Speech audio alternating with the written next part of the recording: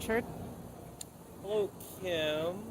Gosh, we had to come to Hollywood because there was a little news about the Mashti Malone's mini mall. Yeah, we're here at Mashti Malone's. It's been here since 1980. We're on La Brea. We're just south of Hollywood. I can see the Hollywood, the Hotel Roosevelt neon sign through the Aleppo pines across the street. The Aleppo pines remind me of Persia.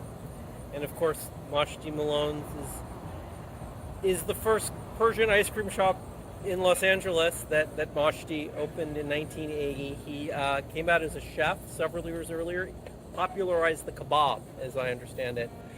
We're here today because a file hit the city clerk's office yesterday, a TOC, a transit-oriented community development plan for this parcel.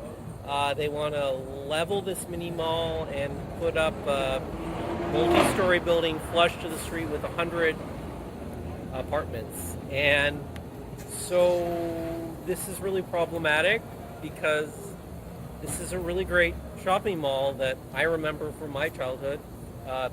Hollywood Press is next door. Tiny Nailers used to be next door. The Copper Penny used to be across the street. Still here as part of this mini mall. The Woods Bar. It used to be the Lava Lounge. That was like Tiki Central. Very important place. It's a locksmith. This is a neighborhood. This is a really important part of Old Hollywood. And we're here just to call out to the planning department and to Michelle Majid, who's the planning director for Council District 1, in which this parcel sits.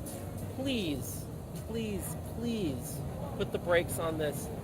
I want to save this mini mall. I want to save all these legacy businesses.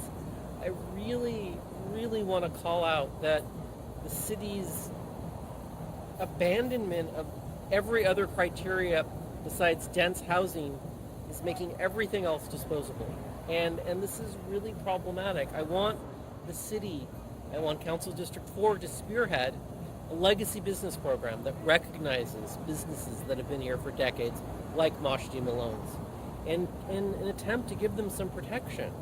We're really, this is a big part of who we are as a city.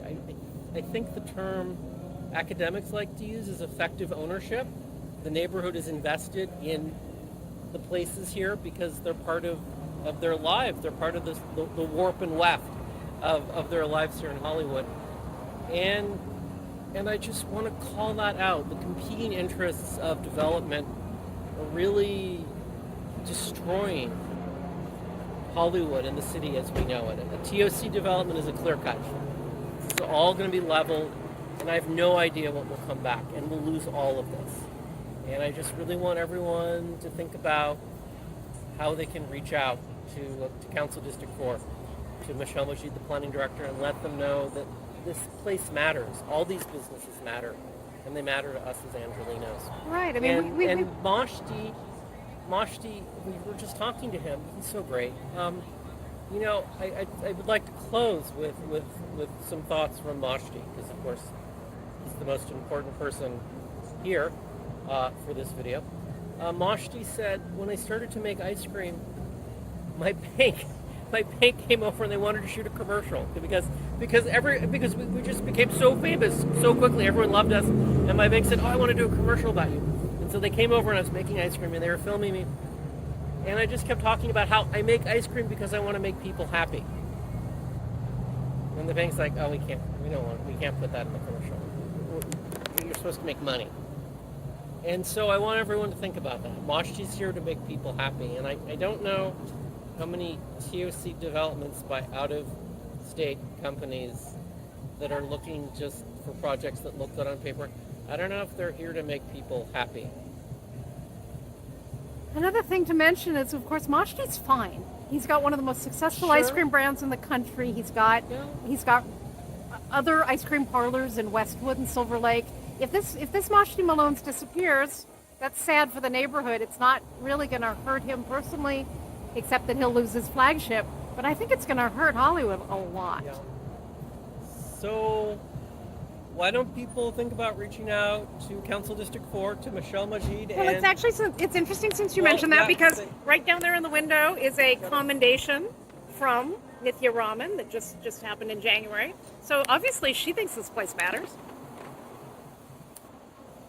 I say this sometimes, and you know, in the upper Middle West on the Mississippi, they have these locks, Yeah. and the engineer on the lock has this notebook. It's an algorithm of what to do when different things happen, and whatever decision you make, you're either going to flood a town below the lock or above the lock. And you have all these rules that sort of like you check off and you decide what the best path is. And I really, really want to stop the algorithm that gets the city planning department to yes to just blanket approve all TOCs, because I think it floods all the civilization in this town. And the most important thing to remember about TOC is it's not a law. It's discretionary. And with that, I'm going to fade out. We're going to pan out. Get some ice cream? We're going to get a little ice cream. Okay, it's very good. You know, it's just a mini mall.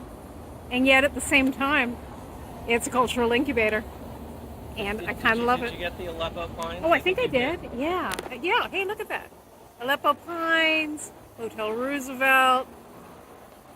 Richard, I'm buying you some ice cream. Let's go. Okay, everyone come get some ice cream at Mashti's and email Nithya Raman and tell her to save this mini mall.